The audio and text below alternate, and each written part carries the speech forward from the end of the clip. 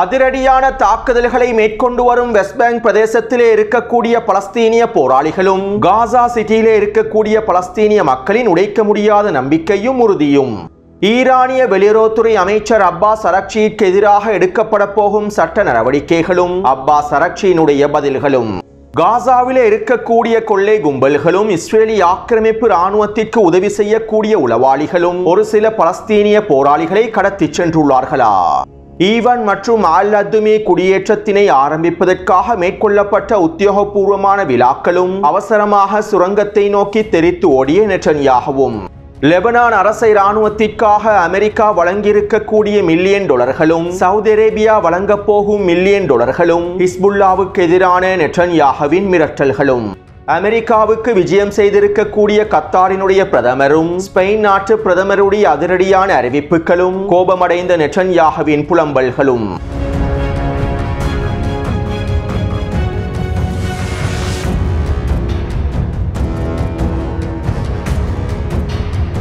Israeli ஆக்கிரமிப்பின் தாக்குதல்களுக்கான பதிலடிகளை வழங்குவதற்காகவும் சர்வதேச ரீதியில் மிகப்பெரிய கண்டனம் ஒன்றை அறிவிக்க வேண்டும் என்பதற்காகவும் இஸ்ரேலி ஆக்கிரமிப்பின் இந்த தாக்குதல்கள் ஐநாவின் பாதுகாப்பு சபையில் கண்டிக்கப்பட வேண்டும் என்பதற்காகவும் கத்தாரிய தலைமைகள் ஐநாவின் பாதுகாப்பு சபையில் முறைப்பாடுகளை முன்வைத்திருந்தார்கள். இதற்கமைவாக கத்தார் மீதான தாக்குதல்கள் தொடர்பான விவாதங்கள் ஐநாவின் பாதுகாப்பு சபையில் மேற்கொள்ளப்பட்டிருந்தன. மேலும் இதன்போது கத்தார் மீதான தாக்குதல்களை வன்மையாக கண்டிப்பதாகவும் இவ்வாறான தாக்குதல்கள் ஒருபொழுதும் மேற்கொள்ளப்படக்கூடாது என்றும் ஐநாவின் பாதுகாப்பு சபையானது கண்டன அறிக்கைகளை வெளியிட்டிருந்தது. இருப்பினும் ஐநாவினுடைய பாதுகாப்பு சபையினால் வெளியிடப்பட்டிருக்கக்கூடிய இந்த கண்டன அறிக்கையில் தாக்குதல்களை மேற்கொண்ட இஸ்ரேலி ஆக்கிரமிப்பினுடைய பெயரானது குறிப்பிடப்படவில்லை. கத்தார் மீது இஸ்ரேல் மேற்கொண்டிருக்கக்கூடிய தாக்குதல்களை நாங்கள் வன்மையாக கண்டிக்கின்றோம் என்பதற்கு பதிலாக கத்தார் மீதான தாக்குதல்களை வன்மையாக கண்டிக்கின்றோம் என்கின்ற வகையிலேயே ஐநாவின் பாதுகாப்பு சபையானது இந்த கண்டன அறிக்கைகளை வெளியிட்டுள்ளது. மேலும் ஐநாவின் பாதுகாப்பு சபையில் இஸ்ரேலிய ஆக்கிரமிப்பை குறிப்பிட்டு கண்டன அறிக்கைகளை வெளியிடுவதற்கு அமெரிக்கா விரும்பவில்லை என்றும் இதற்கான உச்சழுத்தங்களை வழங்கி இருப்பதாகவும் தெரிவிக்கப்படுகின்றது. அதே நேரம் ஐநாவின் பாதுகாப்பு சபையில் இஸ்ரேலிய ஆக்கிரமிப்புக்கான பிரதிநிதி இவ்வாறு தெரிவித்தார். ஹமாஸினுடைய தலைமைகள் எங்கு சென்றாலும் நாங்கள் அவர்களை இலக்கு வைத்து தாக்குதல்களை மேற்கொள்வோம். அவர்கள் எந்த நாட்டிலே இருந்தாலும் நாங்கள் அவர்களை இலக்கு வைத்து தாக்குதல்களை மேற்கொள்வோம். எங்களுடைய இந்த தாக்குதல்களை யாராலும் தடுத்து நிறுத்த முடியாது என இஸ்ரேலி ஆக்கிரமிப்புக்கான ஐநாவினுடைய பிரதிநிதி வெளிப்படையான கருத்துக்களை வெளியிட்டுள்ளார். மேலும் இவை தொடர்பாக ஐநாவின் பாதுகாப்பு சபையானது எந்தவிதமான பதில் கருத்துக்களையும் வெளியிட்டிருக்கவில்லை. அடுத்து இஸ்ரேலி ஆக்கிரமிப்புக்கு பதிலடிகளை வழங்குவதற்காக கத்தார் சில முடிவுகளை எடுக்கப் போவதாகவும் அமெரிக்காவுக்கும் இஸ்ரேலுக்கும் பாடத்தினை புகட்டுவதற்காக சில உறுதியான முடிவுகளை எடுக்கப் போவதாகவும் செய்திகளும் தகவல்களும் வெளியாகி இருந்தன. மேலும் இதற்கமைவாக கத்தார் அமெரிக்காவுடனான பாதுகாப்பு ஒப்பந்தங்களை முறித்துக் கொள்ளப் போவதாகவும் அமெரிக்காவின் வான் பாதுகாப்பு அமைப்புகளுக்கு பதிலாக வேறு நாடுகளுடைய வான் பாதுகாப்பு அமைப்புகளை கொள்வனவு செய்வதற்கு கத்தார் தயாராகி வருவதாகவும் செய்திகள் வெளியாகி இருந்தன. ஆனால் இந்த செய்திகள் தகவல்களும் போலியானவை என்றும் இந்த செய்திகளிலும் தகவல்களிலும் எந்தவிதமான உண்மையும் இல்லை என்றும் நாங்கள் இவற்றை முழுமையாக நிராகரிக்கின்றோம் என்றும் கத்தாரினுடைய பிரதமர் அலுவலகம் தெரிவித்துள்ளது. அது மட்டுமல்லாமல் இன்றைய தினம் கத்தாரினுடைய பிரதமர் அமெரிக்காவுக்கு விஜயம் செய்துள்ளார். இந்த விஜயத்தின் ஆரம்பமாக கத்தாரினுடைய பிரதமர் அமெரிக்காவின் வெளியுறவுத்துறை அமைச்சரையும் அமெரிக்காவினுடைய பாதுகாப்பு செயலாளரையும் இன்னும் சில முக்கியமான பிரதிநிதிகளையும் சந்தித்து விசேட கலந்துரையாடல்களை மேற்கொள்ளப் போகின்றார். இதற்கு பிறகு கத்தாரினுடைய பிரதமர் டொனால்ட் ட்ரம்பை சந்தித்து கலந்துரையாடல்களை மேற்கொள்ளப் போகின்றார். காசாவின் யுத்த நிறுத்த பேச்சுவார்த்தைகள் தொடர்பாகவும் கத்தார் மீதான இஸ்ரேலி ஆக்கிரமிப்பின் தாக்குதல்கள் தொடர்பாகவும் அமெரிக்காவுடனான புதிய பாதுகாப்பு ஒப்பந்தத்தினை முடிப்பது தொடர்பாகவுமே கத்தாரிய பிரதமர் கலந்துரையாடல்களை மேற்கொள்ளப் போவதாகவும் அமெரிக்காவுக்கும் கத்தாருக்கும் இடையிலான அடுத்த கட்ட புதிய பாதுகாப்பு ஒப்பந்தத்தினை முடிப்பதற்காகவே கத்தாரிய பிரதமர் தற்போது அமெரிக்காவில் களமிறங்கி இருப்பதாகவும் அமெரிக்க ஊடகங்கள் செய்திகளை வெளியிட்டுள்ளன. அதாவது அமெரிக்காவுக்கும் கத்தாருக்கும் இடையிலான அடுத்த கட்ட புதிய பாதுகாப்பு ஒப்பந்தத்தினை முடிப்பதற்காகவே கத்தாரிய பிரதமர் அமெரிக்காவுக்கு விஜயம் செய்துள்ளார். ஏற்கனவே கத்தாருக்கும் அமெரிக்காவுக்கும் இடையில் பாதுகாப்பு ஒத்துழைப்பு ஒப்பந்தம் மேற்கொள்ளப்பட்டுள்ளது. மேலும் கத்தாரிய தலைமைகளுடைய இமாமான டொனால்ட் ட்ரம்ப் கத்தாருக்கு விஜயம் செய்திருக்கக்கூடிய வேளையில் $1.2 டிரில்லியன் இமாம் டொனால்ட் ட்ரம்புக்கு வழங்கினார்கள். இதைத் தொடர்ந்து அமெரிக்காவுக்கும் கத்தாருக்கும் இடையிலான அடுத்த கட்ட புதிய பாதுகாப்பு ஒப்பந்தத்தினை முடிப்பதற்கு இமாம் டொனால்ட் ட்ரம்ப் கத்தாரிய விசுவாசிகளுக்கு அழைப்பு விடுத்திருந்தார். இதற்கமைவாகவே தற்போது கத்தாரிய விசுவாசிகள் இமாம் டொனால்ட் ட்ரம்பை சந்தித்து புதிய பாதுகாப்பு ஒப்பந்தத்தினை முடிப்பதற்கு சென்றுள்ளார்கள். இஸ்ரேலிய ஆக்கிரமிப்பு கத்தாரை இலக்கு வைத்து தாக்குதல்களை மேற்கொண்டதற்கு பின்பும் கத்தாரி அடிமைகள் அமெரிக்காவுடன் அடுத்த கட்ட பாதுகாப்பு ஒப்பந்தத்தினை மேற்கொள்வது ஹமாஸினுடைய தலைவர்களை இலக்கு வைத்து மேற்கொள்ளப்பட்டிருக்கக்கூடிய தாக்குதல்கள் ஒரு கூட்டு சதி என்பதனை மேலும் உறுதிப்படுத்துகின்றது. அமெரிக்காவின் முழுமையான உதவியோடு இஸ்ரேலிய ஆக்கிரமிப்பு கத்தாரிலே தாக்குதல்களை மேற்கொண்டதற்கு பின்பும் அமெரிக்காவுடனான உறவுகளை முறித்துக் கொள்ளாமல் அமெரிக்காவுடன் மேலும் மேலதிக பாதுகாப்பு ஒப்பந்தங்களை முடிப்பது இவர்களுடைய கூட்டு சதி திட்டத்தினை உறுதிப்படுத்துகின்றது. அத்தோடு ஈரானினுடைய பாராளுமன்ற உறுப்பினர் ஒருவர் கத்தாரிய தலைமைகளுக்கு கோரிக்கை ஒன்றை விடுத்திருந்தார்கள். நாங்கள் உங்களுக்கு தேவையான அனைத்து விதமான ஏவுகணைகளையும் வழங்குகின்றோம். இஸ்ரேலிய ஆக்கிரமிப்புக்கு எதிரான உச்ச பதிலடி தாக்குதல்களை மேற்கொள்வதற்கான அதிநவீன ஹைப்பர்சோனிக் பாலிஸ்டிக் ஏவுகணைகளை நாங்கள் உங்களுக்கு வழங்குகின்றோம். ஆனால் நீங்கள் இதற்கு ஈடாக கத்தாரிலே இருக்கக்கூடிய அமெரிக்க இராணுவ தளங்களை முழுமையாக வெளியேற்றி விடுங்கள். அமெரிக்க இராணுவ தளங்களையும் அமெரிக்க துருப்புக்களையும் கத்தாரை விற்று முழுமையாக வெளியேற்றி விடுங்கள். அவ்வாறு நீங்கள் அமெரிக்காவை முழுமையாக கத்தாரிலிருந்து துரத்தி அடித்தால் கத்தாரை முழுமையாக பாதுகாப்பதற்கான வான் பாதுகாப்பு அமைப்புகளையும் இஸ்ரேலிய ஆக்கிரமிப்பை இலக்கு வைத்து தாக்குதல்களை மேற்கொள்வதற்கான ஏவுகணைகளையும் நாங்கள் முழுமையாக வழங்குகின்றோம் என ஈரானிய பாராளுமன்ற உறுப்பினர் குறிப்பிட்டுள்ளார். ஆனால் ஒரு பொழுதும் கத்தாரிய தலைமைகள் ஈரானினுடைய இந்த கோரிக்கைகளை ஏற்றுக்கொள்ளப் போவதில்லை. அமெரிக்க தளங்களை கத்தாரிலிருந்து வெளியேற்றப் போவதும் இல்லை. அமெரிக்காவுடனான உறவுகளையும் முறித்துக் கொள்ளப் போவதில்லை. ஏனென்றால் இந்த அரபு தலைமைகள் அடிமை அரபுகளாக மாத்திரம் இருக்கவில்லை, ஜியோனிச முஸ்லிம்களாகவுமே இருக்கின்றார்கள். அடுத்து அறிக்கை அரசன் துரோகி அர்துகான் வருகின்ற திங்கட்கிழமை கத்தாரிலே களமிறங்குகின்றார். மேலும் வருகின்ற ஞாயிற்றுக்கிழமையும் திங்கட்கிழமையும் கத்தாரிலே அவசர அரபு உச்சி மாநாடு நடைபெறப் போகின்றது. அனைத்து அடிமை அரபுகளும் ஒன்றிணைந்து இந்த அரபு உச்சி மாநாட்டை மேற்கொள்ளப் போகின்றார்கள். மேலும் குறித்த அரபு உச்சி மாநாட்டை அலங்கரிக்கும் நோக்கத்தோடே துரோகி அர்துகானும் திங்கட்கிழமை கத்தாரில் களமிறங்கப் போகின்றார். அதே நேரம் வருகின்ற ஞாயிற்றுக்கிழமையும் திங்கட்கிழமையும் கத்தாரில் இருக்கக்கூடிய ஆடுகளுக்கும் ஒட்டகங்களுக்கும் மிகப்பெரிய துக்க தினமாக அமைந்திருக்கும். ஒட்டுமொத்த அடிமைகளும் ஒன்றிணைந்து எத்தனை ஒட்டகங்களையும் ஆடுகளையும் அறுக்கப் போகின்றார்களோ தெரியவில்லை. மேலும் இந்த அடிமைகள் ஒன்றிணைந்து எந்த விதமான பிரயோசமான முடிவுகளையும் எடுக்கப் போவதில்லை. அவ்வாறு ஏதாவது முடிவுகள் எடுக்கப்பட்டால் அதுவும் சர்வதேசத்தை ஏமாற்றக்கூடிய முடிவுகளாகவே அமைந்திருக்கும். வளமை போன்று வெற்றி கண்டன அறிக்கைகளாகவே இவை அமைந்திருக்கும். ஆனால் இந்த அடிமை அரபுகளுடைய கோழை அரபுகளுடைய பணமானது அவர்களை ஒரு பொழுதும் பாதுகாக்காது. விரைவில் இந்த அடிமை அரபுகளும் கோழை அரபுகளும் இவற்றை தெளிவாக புரிந்து கொள்வார்கள். பலஸ்தீனிய மக்களுக்கு இவர்கள் செய்து வரக்கூடிய துரோகத்திற்காக நிச்சயமாக கடுமையான விளைவுகளை சந்திப்பார்கள். அடுத்து ஸ்பெயின் நாட்டினுடைய பிரதமர் பெட்ரோ சாnchez இவ்வாறு தெரிவித்துள்ளார். ஸ்பெயினிடம் அணுகுண்டுகள் இல்லை, விமானம் தாங்கி போர்க்கப்பல்கள் இல்லை, மிகப்பெரிய நவீன ஆயுதங்கள் இல்லை, மத்திய கிழக்கு நாடுகளில் இருப்பதை போன்று மிகப்பெரிய எண்ணெய் வளமும் ஸ்பெயின் நாட்டிலே இல்லை. காசாவிலே பலஸ்தீனிய மக்களுக்கு எதிராக இஸ்ரேலிய ஆக்கிரமிப்பு மேற்கொள்ளக்கூடிய இனப்படுகொலைகளை ஸ்பெயின் நாட்டினால் மாத்திரம் தடுத்து நிறுத்த முடியாது. ஆனால் நாங்கள் எங்களுடைய முயற்சிகளை ஒரு பொழுதும் கைவிடப் போவதில்லை. எங்களிடம் அணுகுண்டுகள் இல்லாவிட்டாலும் மிகப்பெரிய ஆயுதங்கள் இல்லாவிட்டாலும் விமானம் தாங்கி போர்க்கப்பல்கள் இல்லாவிட்டாலும் மிகப்பெரிய எண்ணெய் வளங்கள் இல்லாவிட்டாலும் பலஸ்தீனிய மக்களுக்கு எதிராக இஸ்ரேலிய ஆக்கிரமிப்பு மேற்கொண்டு வரக்கூடிய கொடூரங்களை தடுத்து நிறுத்துவதற்கான முயற்சிகளை நாங்கள் கைவிடப் போவதில்லை. பலஸ்தீனிய மக்களை பாதுகாப்பதற்காக நாங்கள் எங்களால் முடியுமான எல்லா விதமான முயற்சிகளையும் தொடர்ச்சியாக மேற்கொள்வோம். வெற்றியானது எங்களுடைய கைகளில் இல்லாவிட்டாலும் போராடுவதற்கான குறிக்கோள்கள் எங்களிடம் இருக்கின்றன. இஸ்ரேலிய ஆக்கிரமிப்பினால் பலஸ்தீனிய மக்கள் இனப்படுகொலை செய்யப்படுவதனை எங்களுக்கு ஒரு பொழுதும் பார்த்து கொண்டு இருக்க முடியாது. இதனால் நாங்கள் இஸ்ரேலிய ஆக்கிரமிப்பினுடைய கொடூரங்களை தடுத்து நிறுத்துவதற்கு எல்லா விதமான முயற்சிகளையும் மேற்கொள்வோம் என ஸ்பெயின் நாட்டினுடைய பிரதமர் பெட்ரோ சாnchez தெரிவித்துள்ளார். இதைத் தொடர்ந்து கோபமடைந்த நெட்டன்யாஹூ அவருடைய புலம்பல்களை வெளியிட்டிருந்தார். ஸ்பெயினிடம் அணுகுண்டுகள் இல்லை என்பதனால் ஹமாஸுக்கு எதிராக போராடக்கூடிய இஸ்ரேலை தடுத்து நிறுத்த முடியவில்லை என ஸ்பெயின் நாட்டினுடைய பிரதமர் குறிப்பிட்டுள்ளார். இவருடைய இந்த கருத்துக்கள் யூத மக்களுக்கு எதிரான இனப்படுகொலை அச்சுறுத்தலாகும். அணுகுண்டுகள் இருந்திருந்தால் யூத மக்களை இனப்படுகொலை செய்வோம் என்று ஸ்பெயின் நாட்டினுடைய பிரதமர் கூறியுள்ளார். மேலும் ஸ்பெயின் நாடானது யூதர்களை வெளியேற்றி வருகின்றது. ஸ்பெயின் நாட்டிலே வாழக்கூடிய யூதர்கள் தாக்கப்படுகின்றார்கள், கொடூரங்களுக்குள்ளாக இவற்றையெல்லாம் நாங்கள் ஒரு பொழுதும் பொறுத்துக் கொள்ளப் போவதில்லை என நெட்டன்யாஹூ ஸ்பெயின் பிரதமருக்கு எதிரான மிரட்டல்களையும் புலம்பல்களையும் வெளியிட்டிருந்தார்.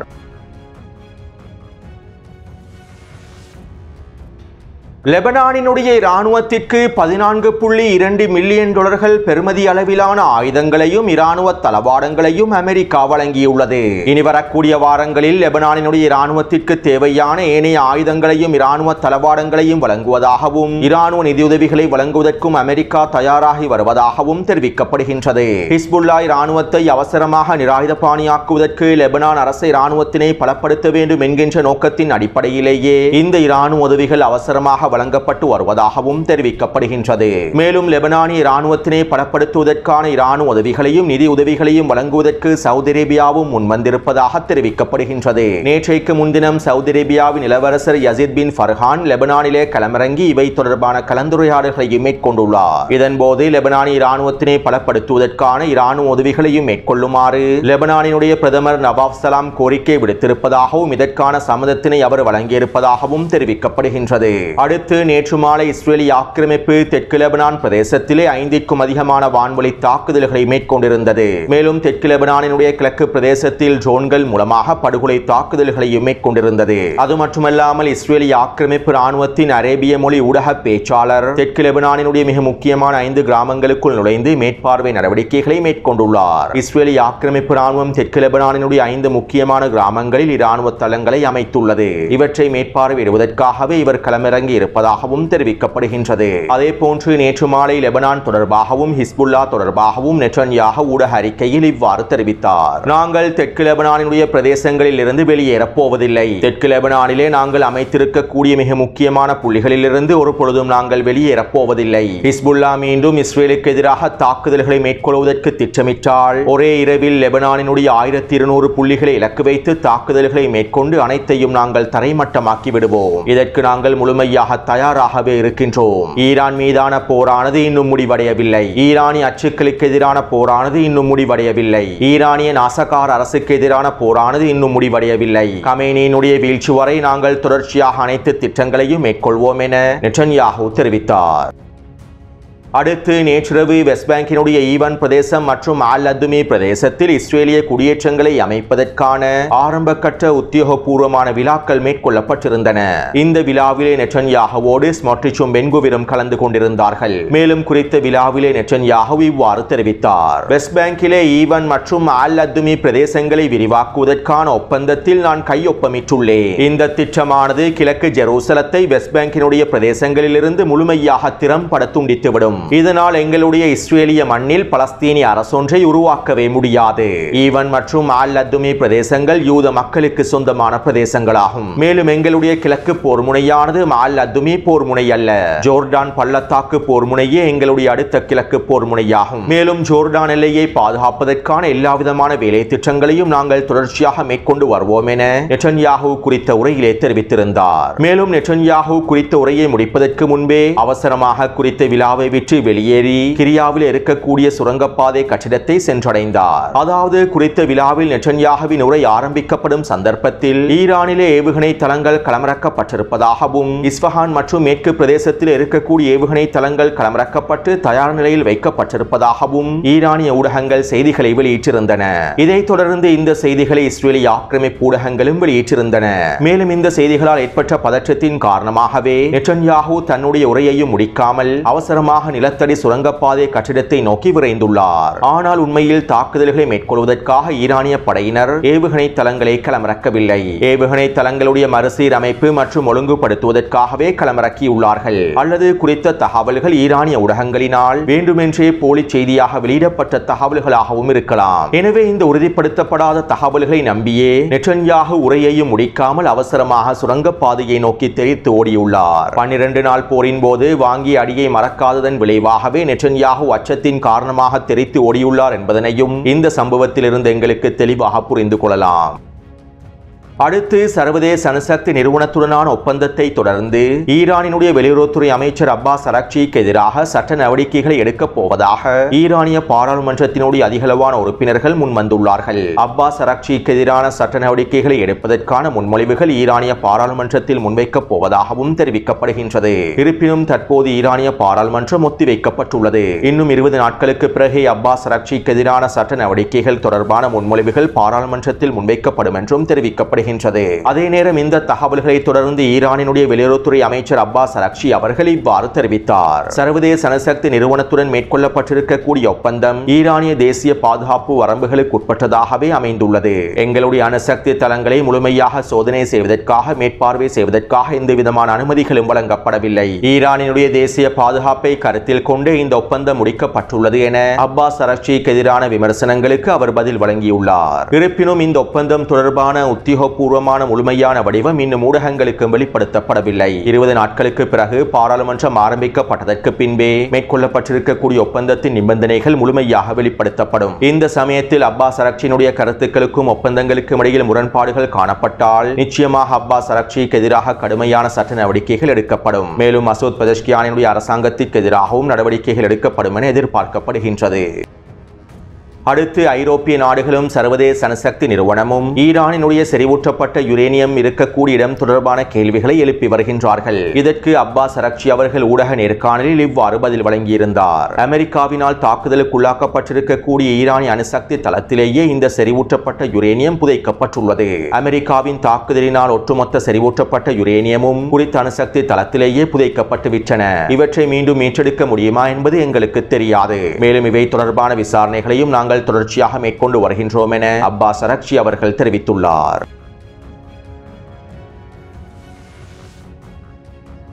வெஸ்ட் பேங்கிலே பலஸ்தீனிய போராளிகள் அவர்களுடைய தாக்குதல்களை தொடர்ச்சியாக அதிகப்படுத்தி வருகின்றார்கள். நேற்றைய தினம் வெஸ்ட் பேங்கின் துல்கராம் பிரதேசத்திலே பலஸ்தீனிய போராளிகள் இஸ்ரேலி ஆக்கிரமிப்பின் நேமர் போர் வாகனத்தை இலக்கு வைத்து தாக்குதல்களை மேற்கொண்டிருந்தார்கள். அதே போன்று இன்றைய தினம் ஜெனின் பிரதேசத்திலே இஸ்ரேலி ஆக்கிரமிப்பின் போர் வாகனம் ஒன்றை இலக்கு வைத்தும் தாக்குதல்களை மேற்கொண்டுள்ளார்கள். அது மட்டுமல்லாமல் ஜெனின் பிரதேசத்திற்குள்ளே நுழைந்திருக்கக்கூடிய ஆக்கிரமிப்பு சிப்பாய்களை இலக்கு வைத்து நேரடியான துப்பாக்கிச் சூட்டு தாக்குதல்களையும் மேற்கொண்டுள்ளார்கள். இன்று மாலை டூபாஸ் மற்றும் நப்லஸ் பிரதேச இஸ்ரேலி ஆக்கிரமிப்பு சோதனை சாவடிகளை இலக்கு வைத்தும் தாக்குதல்களை மேற்கொண்டுள்ளார்கள். இதனால் தற்போது இஸ்ரேலி ஆக்கிரமிப்பு வெஸ்ட் பேங்க் பிரதேசத்திலும் அதனுடைய முற்றுகையை அதிகரித்துள்ளது. இதற்கமைவாக கடந்த 24 மணித்தியாலங்களுக்குள் துல்கராம் பிரதேசத்திலே நூற்றுக்கணக்கான பலஸ்தீனியர்களை இஸ்ரேலி ஆக்கிரமிப்பு ராணுவம் கைது செய்துள்ளது. கிட்டத்தட்ட 700க்கும் அதிகமான பலஸ்தீனியர்கள் கைது செய்யப்பட்டிருப்பதாகவும் தெரிவிக்கப்படுகின்றது. அத்தோடு இஸ்ரேலி ஆக்கிரமிப்பு சிறைச்சாலைகளிலே மொத்தமாக 11,000க்கும் அதிகமான பலஸ்தீனியர்கள் தடுத்து வைக்கப்பட்டிருப்பதாகவும் தெரிவிக்கப்படுகின்றது.